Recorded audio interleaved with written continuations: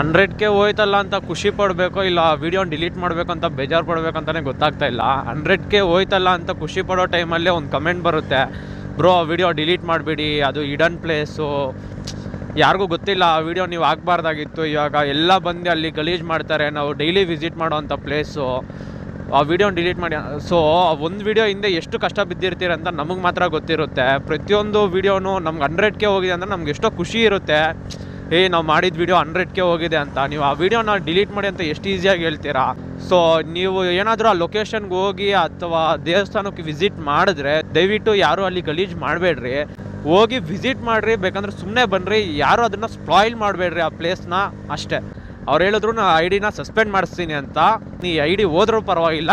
So ಏನಾದ್ರೂ video ಮಾತ್ರ delete ಆಗೋದಿಲ್ಲ, ಸಾರಿ. ಇನ್ನು ಯಾರೆಲ್ಲ ಹೋಗಿ ಆ ವಿಡಿಯೋ ನೋಡಿಲ್ಲೋ ದಯವಿಟ್ಟು ಹೋಗಿ ಆ ವಿಡಿಯೋ ನೋಡಿ ಸೇವ್ ಮಾಡ್ಕೊಳ್ಳಿ. ಆ ವಿಡಿಯೋ ಎಷ್ಟು ದಿನ ಇರುತ್ತಂತ ನನಗೂ ಗೊತ್ತಿಲ್ಲ.